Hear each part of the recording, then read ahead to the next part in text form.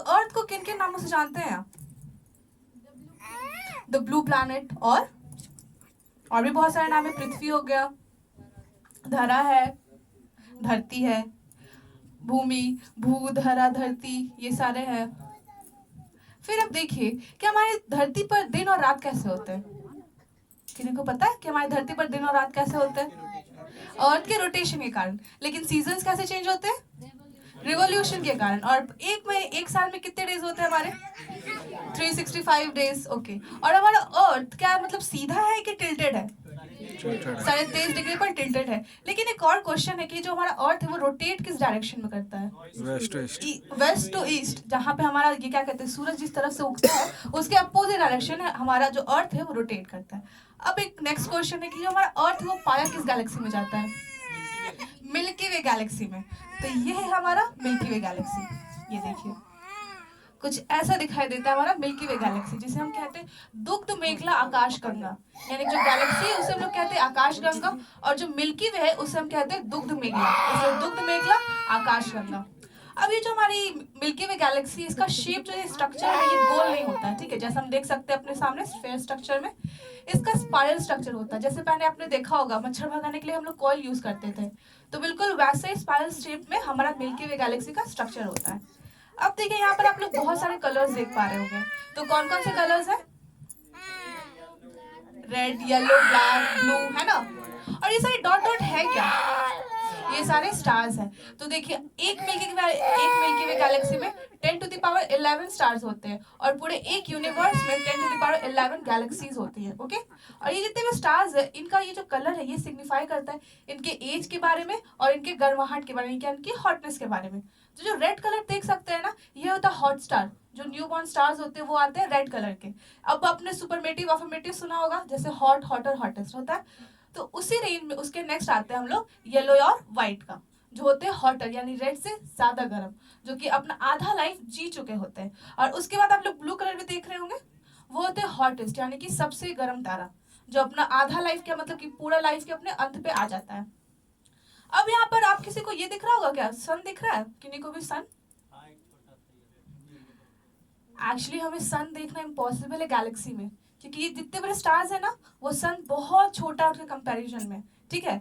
और ये जो, हाँ, ब्लैक तो मैंने बताया नहीं। जो ब्लैक है, जैसे ही आप लोग हमारे अर्थ के एटमॉस्फेयर के बाहर जाइएगा ना, बाहर का जो एटमॉस्फेयर है वो आपको ब्लैक दिखाई देगा, एक पूरे कैनवस की तरह, ठीक है? तो हमारे अर्थ के अंदर उसका जो एटमॉस्फेयर है वो लाइट ऑफ रिफ्रैक्शन की वजह से हम लोग को ब्लू दिखाई देता है, लेकिन बाहर तो ऐसा कुछ नहीं है, इसलिए वो एकदम कैनवस की तरह ब्लैक दिखाई देता है।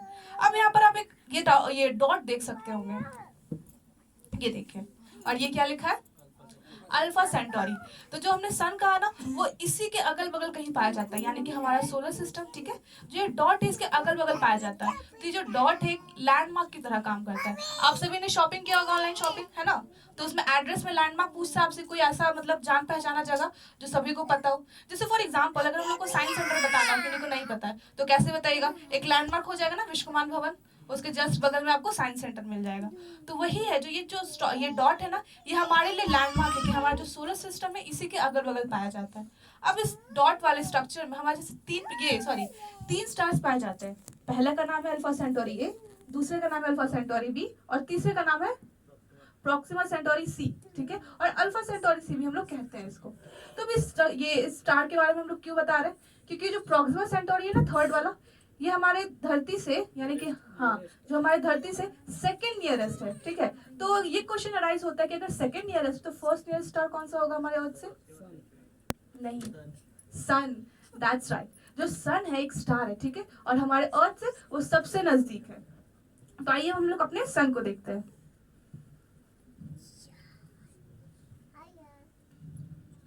ये देखिए, और ये है हमारा सन। अभी किसी को गर्माहट फील हो रहा है? नहीं, क्यों? क्योंकि हम लोग एसी में बैठे हैं, और बाहर जाने के बाद गर्मी फील होगा। लेकिन क्या रीजन है ये गर्मी यानी कि टेम्परेचर डे बाय डे बढ़ने का? क्या सन का तापमान ज्यादा बढ़ रहा है कि पोल्यूशन ज्यादा बढ़ रहा है? पोल्यूशन ज्यादा बढ़ रहा है। चलिए, पोल्यूशन वाले क्वेश्चन पे हम लोग थोड़ा होल्ड करते हैं, उसको हम आगे डिस्कस करेंगे। अब अगर सन की बात करें, तो सन का जो सबसे भारी परत है ना, वो गैस का बना होता है, जिसका नाम होता है कोरोना लेयर। और वो बीमारी वाला कोरोना नहीं, ठीक है? वो होता है कोरोना लेयर, और उसका जो टेम्परेचर होता है वो 20 लाख डिग्री फ़ारेनहाइट तक होता है। लेकिन नया बात यह है, मतलब कि अचंभे की बात यह है कि जो सरफेस के ऊपर जो गैस है ये ज्यादा गर्म है रादर देन सरफेस का जो टेम्परेचर है वो बहुत कम गर्म है, यानी कि सिर्फ 6 लाख डिग्री सेल्सियस ही गर्म है, लेकिन उसके ऊपर का जो गैस है, जो गैसियस लेयर है वो बहुत ज्यादा गर्म है। ठीक है, अब अगर हम कोर की बात करें, जो इतना बड़ा जाइंट सा बॉल है, इसका एक बिंदु होगा अंदर का, तो उसका टेम्परेचर होता है 1.2 करोड़ डिग्री फ़ारेनहाइट। ठीक है, आपने देखा होगा गैस से वो सीटी से भाप निकलते हुए, उससे लेकिन हाथ हल्का सा भी टच हो जाएगा तो ब्लिस्टर्स आ जाते हैं, ठीक है, फोड़ा हो जाता है। तो क्या होगा, सही में जितना नजदीक अभी हम लोग बैठे हैं, क्या रीच कर पाएंगे कभी सन तक इतने नजदीक? नहीं, क्योंकि हम लोग जल के खत्म हो जाएंगे, वो भी with in a fraction of second, 1 second भी नहीं लगेगा, फ्रैक्शन ऑफ सेकेंड में हम लोग खत्म हो जाएंगे। अब आइए हम आपको दिखाते हैं, जब हम लोग सन का एक्सरे करें, यानी कि जब हम लोग सन को एक्सरे लाइट के थ्रू देखेंगे तो कैसा सन दिखाई देगा हमें।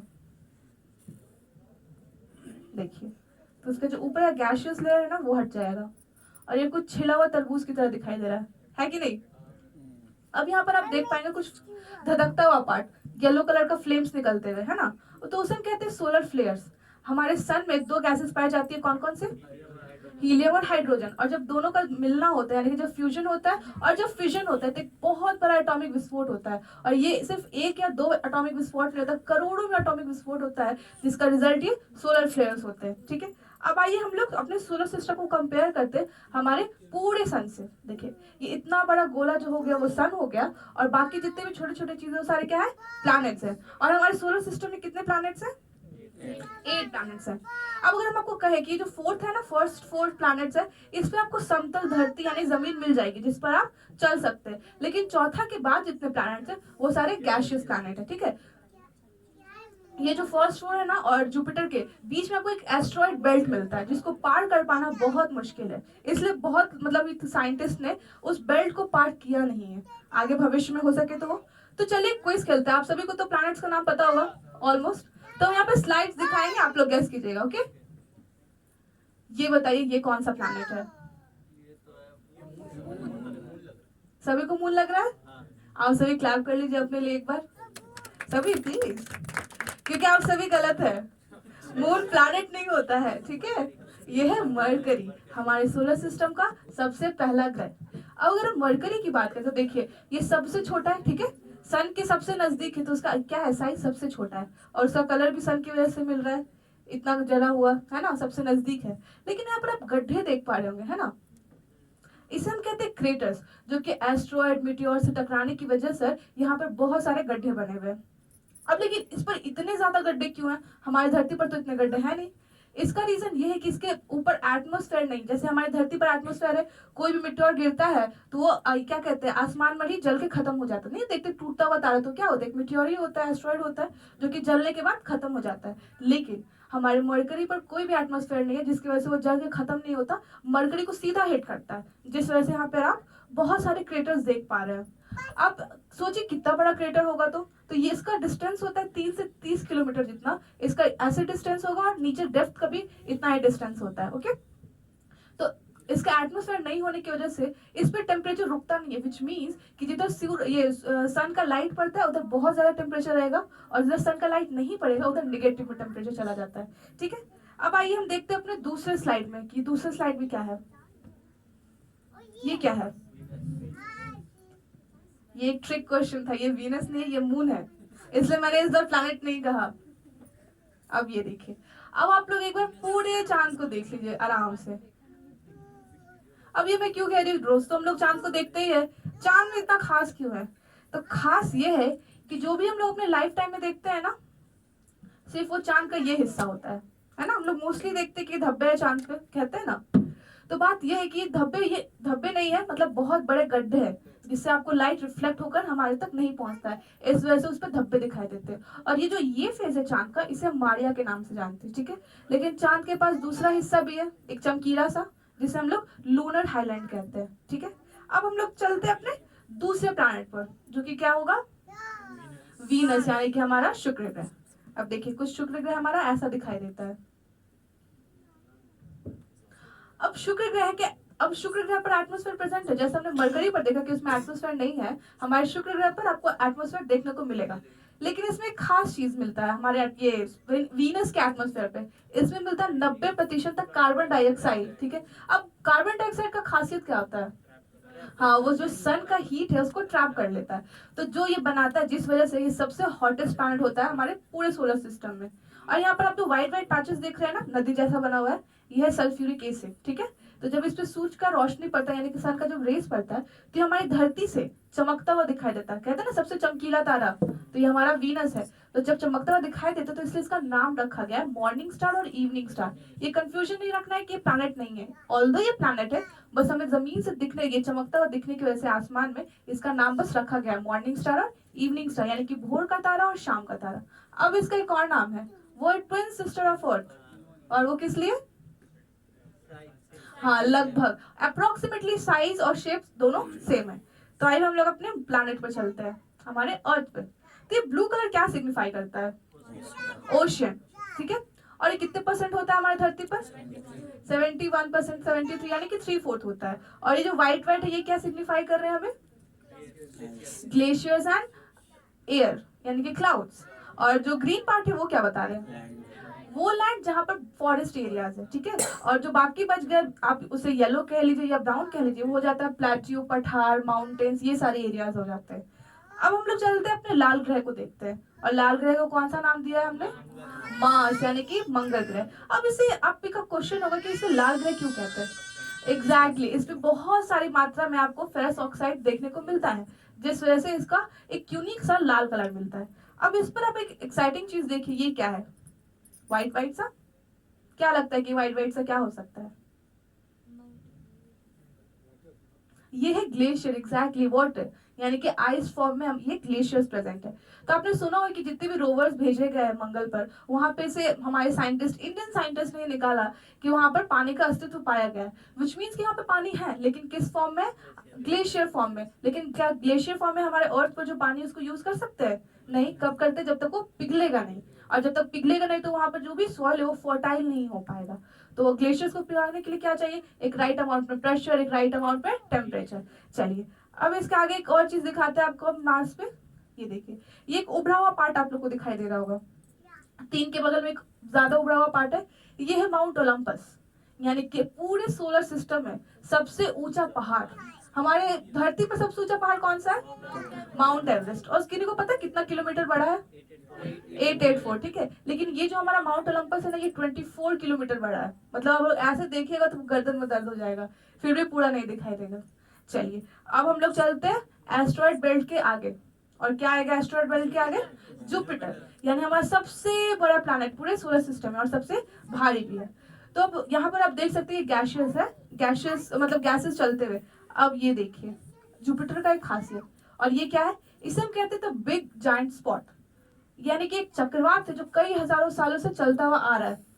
लेकिन चक्रवात कब फॉर्म होता है? तो देखिए, जब दो अपोजिट डायरेक्शंस में हवाएं चलती है ना, तो चक्रवात का फॉर्मेशन हो रहा है। जैसे कि अगर आप देख सकते हैं, मेरे लेफ्ट जा रहा है ऊपर से और मेरे राइट जा रहा है नीचे से, ठीक है। तो जब दो अपोजिट डायरेक्शन में चक्रवात, ये हवाएं चलती है, तो चक्रवात का फॉर्मेशन होता है। तो लेकिन ये इतने छोटे चक्रवात में हमारे जैसे कितनी पृथ्वियां समा सकती हैं? नहीं, 3 सिर्फ 3। हाँ, सिर्फ उस रेड स्पॉट में। लेकिन अगर पूरे जुपिटर के बारे में सोचे कि उसके वॉल्यूम को भरने के लिए हमारे जैसे कितनी पृथ्वियां लगेंगी, तो उसका क्या जवाब होगा? हाँ, लगभग 1000 से ज्यादा। अगर आप लोग डायरेक्ट मतलब कि एग्जैक्ट डेटा देखिएगा बुक्स में, तो वो दिखाता है कि 1300 से 1300, लेकिन हमेशा आप देखते हैं कि रेक्टिफाई होते रहता है और नंबर्स बढ़ते जाते हैं। तो इसलिए हम लोग जनरली कहते हैं 1000+, ठीक है। अब आइए देखते हैं हम लोग सैटर्न अपना, यानी कि हमारा शनि ग्रह। लेकिन शनि ग्रह में कुछ मिसिंग लग रहा है ना? रिंग नहीं है। बात यह है रिंग नहीं होने का, क्योंकि ये जो स्ट्रक्चर है ये हमारा 3D है, लेकिन जो प्रोजेक्टर सिस्टम है ना वो 2D है, जिस वजह से रिंग दिखाना पॉसिबल नहीं है, ठीक है। अब अगर हम सैटर्न की बात करें, तो इसके एटमॉस्फेयर पर ज्यादा मात्रा में आपको मीथेन गैस पाया जाता है, जिस वजह से इसको इसका यूनिक कलर मिलता है, जो कि है लाइट येलो या फिर लाइट ग्रीन का मिक्सचर, है ना। अगर बात करें कि दूसरा सबसे बड़ा प्लैनेट है आफ्टर सैटर्न और दूसरा सबसे हैवीएस्ट है, लेकिन बाय मास हैवीएस्ट है। अगर डेंसिटी के वाइज देखा जाए तो सबसे लाइटेस्ट है ये, ओके। लाइक फॉर इमेजिनेशन, अगर हम लोग सारे ग्रह को पानी में उतारेंगे तो ये तैरने लगेगा, ये इतना हल्का है। तो by mass second heaviest and by density सबसे लाइटेस्ट है, ओके। तो इसी के साथ चलते हैं हम अपने नेक्स्ट प्लैनेट को देखते हैं। ये है हमारा यूरेनस, यानी कि अरुण, ये हाँ अरुण ग्रह। और इसमें पाया जाता है आपको हीलियम गैस, ठीक है, जिस वजह से इसको इसका फेंट ब्लू कलर मिलता है। अब हीलियम गैस जैसे मैंने आप सॉरी यूरेनस है, इस पे हीलियम गैस पाया जाता है, और जैसा मैंने आपको पहले कहा कि एस्टेरॉइड बेल्ट के बाद जितने भी उस पे मोस्टली गैसेस पाए जाते हैं। अब इसका एक और भाई है जो कि है नेपच्यून।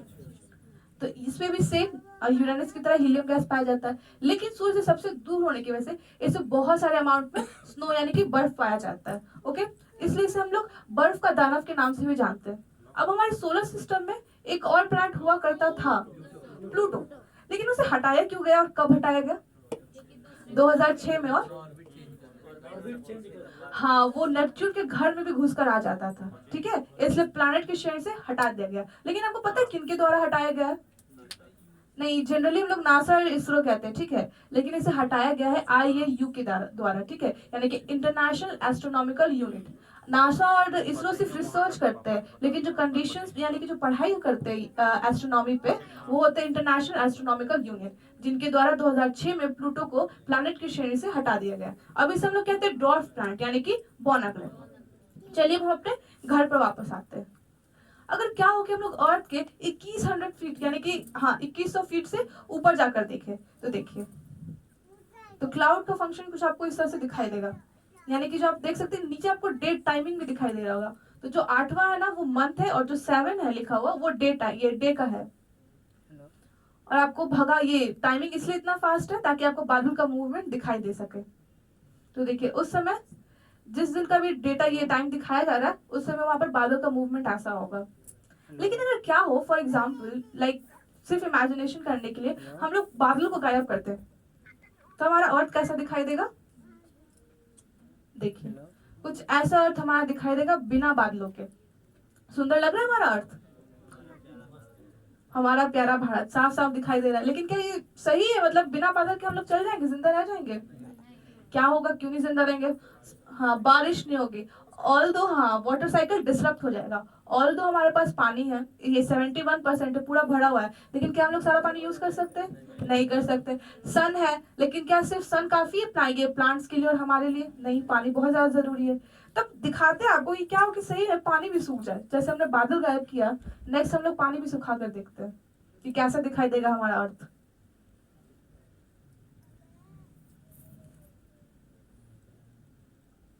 तो ये देखिए कुछ ऐसा दिखाई देगा। हम लोग क्या सोचते हैं कि नीचे यानी कि पानी के नीचे की दुनिया कैसे होगी, तो देखिए यहाँ पर भी आपको बहुत सारे चट्टान देखने को मिल जाएंगे जो बहुत धरती से नीचे से ऊपर तक आए हुए देख रहे हैं, एकदम समतल जमीन नहीं है, आपको वहां पर भी ऊबड़ खाबड़ दिखाई दे रहा है। ऐसे हम लोग क्या सोचते हैं पानी के नीचे खजाना होगा, है ना?